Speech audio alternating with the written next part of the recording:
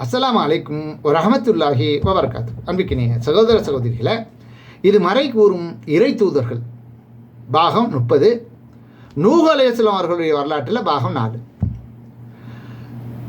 நபி நூஹ் அலைஹிஸ்ஸலாம் அவர்களது மகன் அவருக்கு எதிரணியில், நூஹ் அலைஹிஸ்ஸலாம் அவர்களுடைய கொள்கையை ஏற்காத எதிரணியில் இருக்கிறான்.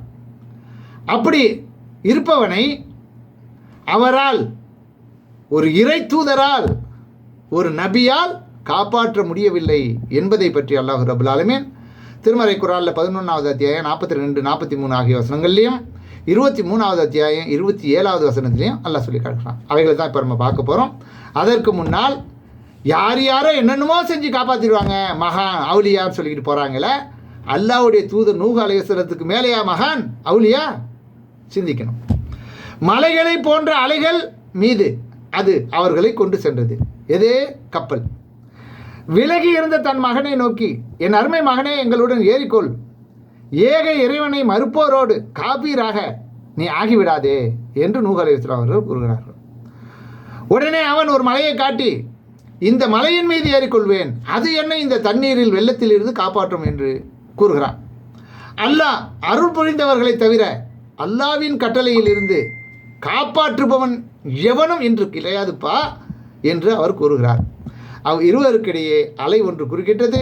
அவன் முழுகரிக்கப்பட்டவர்கள் ஒருவனாக ஆகிவிட்டான் என்று அல்லாஹ் ரப்பல் ஆலமீன் திருமறை குர்ஆனில் 11வது அத்தியாயம் 42, 43 ஆகிய வசனங்களில் தெளிவாக சொல்லி காட்டுகிறான்.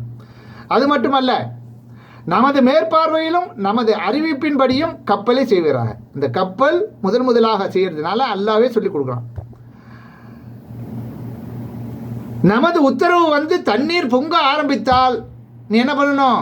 ஒவ்வொன்றிலிருந்தும் ஒரு ஜோடியையும், யாருக்கு எதிராக அல்லாஹ்வுடைய கட்டளை முந்திவிட்டதோ அவர்களை தவிர மற்ற ஏனைய உன்னுடைய குடும்பத்தாரையும் அதில் ஏற்றிக்கொள்வீராக. அநீதி இழைத்தோர் பற்றி நீ என்னிடம் பேசக்கூடாது, அவர்கள் மூழ்கடிக்கப்படுவார்கள் என்று அவருக்கு, நூஹ் அலைஹிஸ்ஸலாம் அவர்களுக்கு அறிவித்தோம் என்று அல்லாஹ் ரப்பல் ஆலமீன் 23வது அத்தியாயம் 27, 28, 29 ஆகிய வசனங்களில் தொடர்ச்சியாக சொல்லி காட்டுகிறான். எனவே கட்டுக்கதைகளையும் கப்சாக்களையும் நபிமார்கள் என்ற பெயரில் எழுதியிருக்கிறார்களே, அவைகள் எல்லாம் தூக்கி குப்பையில் போட்டுவிட்டு அல்லாஹ்வுடைய தூதர் சொன்னது மட்டும்தான் வரலாறு. சரியா? அவைகளை தெளிவாக நம்ம விளங்கிக் கொள்ளணும்.